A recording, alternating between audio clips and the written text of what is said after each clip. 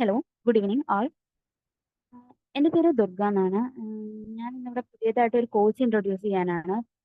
Python Python ആണ് ഞാനിവിടെ introduce ചെയ്യുന്നത്. പൈത്തൺ എന്ന് പറയുന്ന കോഴ്സ്, അതായത് പൈത്തൺ എന്ന് പറയുന്നത് ഒരു പ്രോഗ്രാമിംഗ് ലാംഗ്വേജ് ആണ്. ആ ഒരു പ്രോഗ്രാമിംഗ് ലാംഗ്വേജ് നമുക്ക് ഏറ്റവും കൂടുതൽ ഇപ്പോൾ സോഫ്റ്റ്വെയർ ഫീൽഡിൽ യൂസ് ചെയ്തുകൊണ്ടിരിക്കുന്ന ഒരു പ്രോഗ്രാമിംഗ് ലാംഗ്വേജ് ആണ് നമുക്ക് പൈത്തൺ.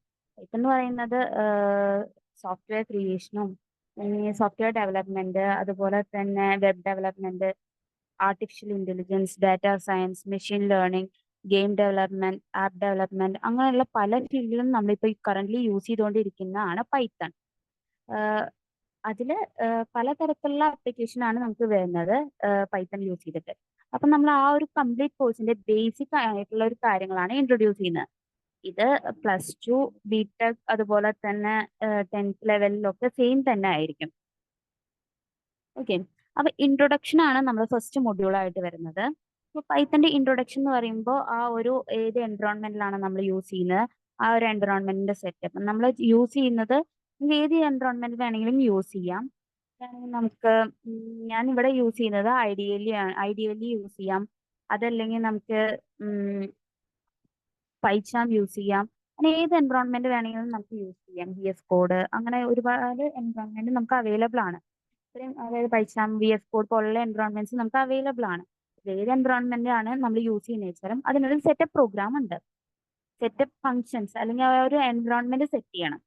ഒരു വിർച്വൽ എൻവറോൺമെന്റ് ഒക്കെ ക്രിയേറ്റ് ചെയ്തിട്ട് വേണം നമ്മളത് ചെയ്യാൻ. അപ്പൊ ആ ഒരു വിർച്വൽ എൻവറോൺമെന്റ് ക്രിയേറ്റ് ചെയ്യാൻ വേണ്ടിയിട്ടാണ് നമ്മൾ ഫസ്റ്റ് ഇൻട്രൊഡക്ഷൻ കൊടുക്കുന്നത്. പിന്നെ അതിന്റെ ഫീച്ചേഴ്സ്, അതുപോലെ ഹിസ്റ്ററി. നമ്മൾ ഏതൊരു ഇന്റർവ്യൂവിന് പോവുകയാണെങ്കിലും പൈത്തന്റെ ഫീച്ചേഴ്സ് നമുക്ക് മോസ്റ്റ്ലി ആസ്ക് ചെയ്യുന്ന ഒരു ക്വസ്റ്റ്യൻ ആണ് പൈത്തന്റെ ഫീച്ചേഴ്സ് എന്ന് പറയുന്നത്. ഏറ്റവും കൂടുതൽ ഇന്റർവ്യൂസിന് ചോദിച്ചു കണ്ടിരിക്കുന്ന ഒരു ക്വസ്റ്റ്യൻ ആണ് പൈത്തന്റെ ഫീച്ചേഴ്സ്. അതുപോലെ തന്നെ ഇന്ററാക്ടിങ്, അതുപോലെ സ്ക്രിപ്റ്റിംഗ് മോഡ് നമ്മൾ ഐഡിയലി യൂസ് ചെയ്യുമ്പോൾ, അതുപോലെ അതിൽ തന്നെ നമ്മൾ ഇൻപുട്ടിന്റെ ഔട്ട്പുട്ടിന്റെ ഇൻട്രൊഡക്ഷൻ കൊടുക്കും, വേരിയബിളിന്റെ ഒന്ന് സ്റ്റാർട്ട് ചെയ്ത് വെക്കുന്നുണ്ട്. അതേപോലെ തന്നെ നെക്സ്റ്റ് മൊഡ്യൂളിൽ വരുന്നത് ഫണ്ടമെന്റൽസ് ആണ്. അതിൽ നമ്മൾ വേരിയബിളിന്റെ അവിടെ ബിഗിൻ ചെയ്ത് വെച്ചിട്ടേ ഉള്ളൂ. നമ്മൾ പറഞ്ഞിട്ടുണ്ടെങ്കിൽ വേരിയബിൾസ് കൊടുക്കും, കമന്റ്സ് കൊടുക്കും. അതേപോലെ തന്നെ ഓപ്പറേറ്റേഴ്സ്, ഏതൊക്കെ ഓപ്പറേറ്റേഴ്സ് ആണ് പൈത്തണിൽ വരുന്നതെന്ന് കൊടുക്കും. അതുപോലെ തന്നെ ഡേറ്റ ടൈപ്സ്, നമുക്ക് ഡേറ്റ ടൈപ്സ് വരുന്നത് text data type, numerical, sequence, mapping, Boolean, ഇത്രയും ഡേറ്റ ടൈപ്സ് ആണ് വരുന്നത്. ഇതിന് ടെക്സ്റ്റ് ഡേറ്റ ടൈപ്സ് എന്ന് പറഞ്ഞിട്ടുണ്ടെങ്കിൽ നമുക്ക് സ്ട്രിങ് ആണ് വരുന്നത്. അങ്ങനെ ഓരോന്നിനും കറസ്പോണ്ടിങ് ആയിട്ട് ഓരോ ഡാറ്റ ടൈപ്സിനും കറസ്പോണ്ടിങ് ആയിട്ട്, അതായത് സ്ട്രിങ്, സീക്വൻസ് ആണെങ്കിൽ ടപ്പിള്, ലിസ്റ്റ്, അങ്ങനെയൊക്കെയാണ് വരുന്നത്. അപ്പൊ അതിനെയൊക്കെ കൂടി പറയുന്നതാണ് ഈ ഒരു ഡാറ്റ ടൈപ്സിൽ. അതുപോലെ തന്നെ സ്ട്രിങ് ലിറ്ററൽസ് ആണ് നെക്സ്റ്റ് വരുന്നത്. അത് കഴിഞ്ഞാൽ ടൈപ്പ് കാസ്റ്റിംഗ്, നമ്മൾ ഒരു ടൈപ്പിൽ നിന്ന് മറ്റൊരു ടൈപ്പിലോട്ട് എങ്ങനെ കൺവേർട്ട് ചെയ്യുന്നു എന്നൊക്കെ പറയുന്നത് ടൈപ്പ് കാസ്റ്റിംഗ് യൂസ് ചെയ്തിട്ടാണ്. നെക്സ്റ്റ് വരുന്ന കണ്ടീഷൻ സ്റ്റേറ്റ്മെന്റ്സ് ആണ്. കണ്ടീഷണൽ സ്റ്റേറ്റ്മെന്റ്സ് എന്ന് പറഞ്ഞാൽ ഈ പേര് പോലെ തന്നെയാണ് ഇഫ് എന്ന് പറയുന്നത്. അതായത് നമ്മളിപ്പോ ഒരു കാര്യം ഓർ ഇപ്പൊ നമ്മളൊരു രണ്ട് കണ്ടീഷൻ ഉണ്ടെന്ന് വിചാരിക്കാം. ഇപ്പോ ഫോർ എക്സാമ്പിൾ, A, B എന്ന് പറയുന്ന രണ്ട് വാല്യൂസ് ഉണ്ടെന്ന് വിചാരിക്കാം. A ഇപ്പൊ 13ഉം B ഇപ്പൊ 20ഉം ആണെങ്കിൽ A B യേക്കാളും വലുതാണോ എന്ന് നമുക്ക് ചെക്ക് ചെയ്യണം. അങ്ങനെയുള്ള സിറ്റുവേഷനിലാണ് നമ്മൾ കണ്ടീഷണൽ സ്റ്റേറ്റ്മെന്റ്സ് കൂടുതലും യൂസ് ചെയ്യുന്നത്. അതുപോലെ തന്നെ കണ്ടീഷണൽ സ്റ്റേറ്റ്മെന്റ്സിൽ നെസ്റ്റഡ് ആയിട്ടും, ഇപ്പോൾ കണ്ടീഷണൽ സ്റ്റേറ്റ്മെന്റ്സിലെ ഫസ്റ്റ് കണ്ടീഷൻ ചെക്ക് ചെയ്യുന്നത് ഇഫ് വെച്ചിട്ടും സെക്കൻഡ് കണ്ടീഷൻ ചെക്ക് ചെയ്യുന്നത് ഇഫ് എൽസ് വെച്ചിട്ടുമാണ്. എൽസ് പാർട്ട് എന്ന് പറയുന്നത് ഫൈനൽ ആണ്, ലാസ്റ്റ് വരുന്ന ഒരു സ്റ്റേറ്റ്മെന്റിനെയാണ്. ഇപ്പോൾ ഇഫ് എന്ന് പറയുന്ന ആ കോഡിൽ എക്സിക്യൂട്ട് ആയിട്ടില്ലെങ്കിൽ എൽസ് പാർട്ട് എന്തായാലും അവിടെ എക്സിക്യൂട്ട് ചെയ്ത് പ്രിന്റ് ചെയ്യണം. ഇതുപോലെ തന്നെ നമുക്ക് ഇഫ്, എലിഫ്, എൽസ് എന്ന് പറയുന്ന മൂന്ന് പാർട്ട് വരുന്നുണ്ട്. ഇഫ് എന്ന് പറയുന്ന കണ്ടീഷനും എലിഫിലും കണ്ടീഷൻ, അതുപോലെ തന്നെ എൽസിലും. ഇഫിലും എലിഫിലും ഉള്ള കണ്ടീഷൻ അത് എക്സിക്യൂട്ട് ചെയ്യാതിരിക്കുമ്പോൾ, അല്ലെങ്കിൽ അത് റിജക്റ്റ് ചെയ്യുമ്പോഴാണ് എൽസിലെ കണ്ടീഷൻ അവിടെ റൺ ആവുന്നത്. അതുപോലെ തന്നെ ഇഫിന്റെ അകത്ത് ഓരോ ഇഫുകൾ, അതുപോലെ തന്നെ ഒരു ഇഫ് കണ്ടീഷന്റെ അകത്ത് തന്നെ വേറൊരു ഇഫ് കണ്ടീഷൻ കൊടുക്കുന്നതിനെയാണ് നമ്മൾ നെസ്റ്റഡ് ഇഫ് എന്ന് പറയുന്നത്. ഇതിനെയൊക്കെ ഡീറ്റെയിൽ ആയിട്ട് നമ്മൾ ചെയ്തിട്ട് അതിന്റെ പ്രോഗ്രാം നമ്മളിവിടെ കൂടുതലും ചെയ്യുന്നത് തിയററ്റിക്കലി ബേസ്ഡ് അല്ല നമ്മളിവിടെ ചെയ്യുന്നത്. നമ്മൾ ഏറ്റവും കൂടുതൽ പ്രോഗ്രാം പഠിച്ചിട്ട് ആ ഒരു ടോപ്പിക്കിനെ തറവാക്കാണ് ഇവിടെ ചെയ്യുന്നത്. അപ്പോൾ നമ്മൾ ഒരു ടോപ്പിക്, ഇപ്പോൾ ഒരു ഇഫ് കണ്ടീഷനെ കുറിച്ചിട്ട് ഒരു പ്രോഗ്രാം തന്നിട്ടുണ്ടെങ്കിൽ, അല്ലെങ്കിൽ നമുക്കൊരു സിനാരിയോ തന്നിട്ടുണ്ടെങ്കിൽ ആ ഒരു സിനാരിയോയില് വരുന്നത് ഏത് ഒരു സ്റ്റേറ്റ്മെന്റ് ആണ് നമ്മൾ യൂസ് ചെയ്യേണ്ടത് എന്നുള്ളതും, ആ ആ ഒരു ഡീറ്റെയിൽ ആയിട്ടുള്ള ഇതൊക്കെ പഠിച്ചു പോയ ഒരാൾക്ക് ആ ഒരു കാര്യങ്ങളൊക്കെ ഡീറ്റെയിൽ ആയിട്ട് അറിയാൻ പറ്റും. കാരണം ഇപ്പോ ഒരു ഇഫ് കണ്ടീഷൻ ആണോ യൂസ് ചെയ്യുന്നത്, ഇഫ് എലിഫ് ആണോ യൂസ് ചെയ്യേണ്ടത്, അതുപോലെ ഇഫ് എൽസ് ആണോ നെസ്റ്റഡ് ഇഫ് ആണോ യൂസ് ചെയ്യേണ്ടത്, അതൊക്കെ ഒരു സിനാരിയോ കാണുമ്പോൾ തന്നെ നമുക്ക് മനസ്സിലാക്കാൻ പറ്റും. അതിന് വേണ്ടിയിട്ടാണ് നമ്മളിവിടെ ചെയ്യുന്നത്. കൂടുതലും ട്രെയിനിങ് കൊടുക്കുന്നത് അതിന് വേണ്ടിയിട്ടാണ്. നമ്മൾ പ്രോഗ്രാം ബേസ്ഡിലാണ് ഇവിടെ കൂടുതലും ട്രെയിനിങ് കൊടുക്കുന്നത്.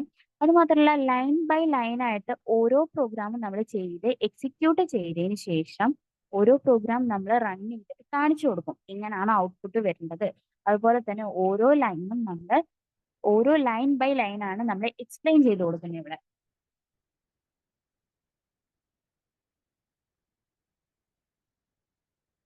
നെക്സ്റ്റ് അതിന്റെ എക്സാമ്പിൾ പ്രോഗ്രാംസ് ആണ് വരുന്നത്. നെക്സ്റ്റ് മൊഡ്യൂൾ എന്ന് പറയുന്നത് ലൂപ്സ് ആണ്. ലൂപ്പ് എന്ന് പറയുമ്പോൾ അതിൽ വരുന്നത് for loop, while loop, nested loop, അതുപോലെ തന്നെ ഇത്രയും ലൂപ്സ് ആണ് നമുക്ക് വരുന്നത്. അത് കൂടാതെ നമുക്ക് വരുന്നത് പാസ്, കണ്ടിന്യൂ, ബ്രേക്ക്, എൽസ് എന്ന് പറയുന്ന സ്റ്റേറ്റ്മെന്റ്സ് ആണ്. അത് കഴിഞ്ഞാൽ അതിന്റെ എക്സാമ്പിൾ പ്രോഗ്രാംസ് ആണ് നമ്മൾ കൊടുക്കുന്നത്. നെക്സ്റ്റ് വരുന്നത് നമുക്ക് ഫങ്ഷൻസ് ആണ്. ഫങ്ഷൻസ് എന്താണ് ഫങ്ഷൻസ് എന്നുള്ള ഒരു ഇൻട്രൊഡക്ഷൻ. ഫങ്ഷൻസ് എന്ന് പറയുന്നത് നമ്മുടെ പൈത്തണിലെ ഏറ്റവും ഇമ്പോർട്ടന്റ് ആയിട്ടുള്ള ഒരു ടോപ്പിക് ആണ് ഫങ്ഷൻസ്. ആ ഒരു ഫങ്ഷൻസ് അത് കഴിഞ്ഞാൽ നമ്മളൊരു കളക്ഷനെയാണ് ഫങ്ഷൻസ് എന്നൊക്കെ പറയുന്നത്. ആ ഒരു ഫങ്ഷൻസിന്റെ ഇൻട്രൊഡക്ഷൻ കൊടുക്കും. അതിന് യൂസറായിട്ട് ഡിഫൈൻ ചെയ്യുന്ന ഫങ്ഷൻസ്, അതുപോലെ തന്നെ ബിൽഡ് അല്ല കേട്ടോ, ബിൽറ്റ് ആണ്, ബിൽറ്റ് ഇൻ ഫങ്ഷൻസ്. അതുപോലെ തന്നെ ലാംഡ ഫങ്ഷൻസ്, റിക്കേർഷൻ ഫങ്ഷൻസ്, പിന്നെ മൊഡ്യൂൾസ്, പാക്കേജസ്, ഫയൽ ഓപ്പറേഷൻസ്. പിന്നെ ഇതിൽ കൂടാത്ത ഒരു ടോപ്പിക്കും കൂടിയുണ്ട്, എക്സെപ്ഷൻ ഹാൻഡ്ലിംഗ്. ഇത്രയും ടോപ്പിക്സ് ആണ് നമ്മൾ ഈ ഒരു പൈത്തന്റെ ബേസിക്സിൽ കവർ ചെയ്യുന്നത്. ഓക്കെ. പിന്നെ നമ്മൾ പൈത്തൺ യൂസ് ചെയ്യുന്നത് ഇപ്പോൾ കുറച്ച് വർഷമായിട്ടുള്ള നമ്മൾ പൈത്തൺ യൂസ് ചെയ്യാൻ തുടങ്ങിയിട്ട്. പക്ഷെ അപ്പോഴേക്കും പൈത്തൺ കൂടുതലും ഇപ്പൊ എല്ലാ ഒരു ഇൻഡസ്ട്രിയിലും യൂസ് ചെയ്യുന്നുണ്ട്. അതായത് അത് പോപ്പുലർ ആവാൻ തുടങ്ങിയിട്ട് കുറച്ച് നാളേ ആയിട്ടുള്ളൂ. പക്ഷെ ഒരുപാട് ഇൻഡസ്ട്രീസിൽ ഇപ്പോൾ ഏറ്റവും കൂടുതൽ യൂസ് ചെയ്യുന്നത് പൈത്തൺ ആണ്. അതുപോലെ വെബ് ഡെവലപ്മെന്റ് ആയിരുന്നില്ല, ആപ്പ് ഡെവലപ്മെന്റ് ആയാലും ഞാൻ നേരത്തെ പറഞ്ഞ പോലെ തന്നെ ഏത് ഇൻഡസ്ട്രിയിലും നമ്മളിപ്പോൾ കൂടുതലും യൂസ് ചെയ്യുന്നത് പൈത്തൺ തന്നെയാണ്. അതുപോലെ തന്നെ ഈ ഒരു പൈത്തൺ എന്ന് പറയുന്നത് ഇനിയുള്ള ഒരു ജനറേഷൻ എന്ന് പറയുന്നതൊക്കെ കൂടുതലും പൈത്തൺ തന്നെയായിരിക്കും. പൈത്തൺ എന്ന് പറയുന്ന പ്രോഗ്രാമിംഗ് ലാംഗ്വേജ് തന്നെയായിരിക്കും. പിന്നെ മറ്റ് പ്രോഗ്രാമിംഗ് ലാംഗ്വേജിനെ അപേക്ഷിച്ച് ഏറ്റവും ഈസി ആയിട്ട് പഠിക്കാൻ പറ്റുന്ന ഒരു പ്രോഗ്രാമിംഗ് ലാംഗ്വേജ് ആണ് പൈത്തൺ. ഇപ്പൊ ജാവ ആണെങ്കിലും സി പ്രോഗ്രാമിംഗ് ആണെങ്കിലും നമ്മൾ ഇപ്പൊ ജാവയിലാണെങ്കിലും സി പ്രോഗ്രാമിലാണെങ്കിലും ഒരു എക്സാമ്പിൾ പറയുകയാണെങ്കിൽ ജാവയിൽ ഇപ്പൊ ഒരു 10 ലൈൻ ഓഫ് കോഡ് ഉണ്ടെന്ന് വിചാരിക്കാം. ആ ഒരു 10 ലൈൻ ഓഫ് കോഡിനെ നമ്മൾ പൈത്തണിൽ ചെയ്യുമ്പോൾ ഒരു 5 ലൈൻ ഓഫ് കോഡ് ഒക്കെ തന്നെ ഉണ്ടാവുള്ളൂ. അതിൽ കൂടുതലൊന്നും ഉണ്ടാവില്ല. കാരണം ഏറ്റവും കുറഞ്ഞ രീതിക്ക്, അതായത് ലൈൻ ഓഫ് കോഡ് കുറച്ചിട്ടാണ് നമ്മൾ പൈത്തണിൽ വരുന്നത്. പിന്നെ നമ്മൾക്ക് നോർമൽ ഇംഗ്ലീഷ് പഠിക്കുന്ന പോലെ അല്ലെങ്കിൽ നോർമൽ ഇംഗ്ലീഷ് പോലെ തന്നെയാണ് നമ്മുടെ ഈ പൈത്തൺ എന്ന് പറയുന്ന ലാംഗ്വേജ് വരുന്നത്. അതുകൊണ്ട് തന്നെ ഏറ്റവും എളുപ്പത്തിൽ നമുക്ക് പഠിച്ചെടുക്കാൻ പറ്റുന്ന ഒരു പ്രോഗ്രാമിംഗ് ലാംഗ്വേജ് കൂടിയാണ് പൈത്തൺ. Thank you.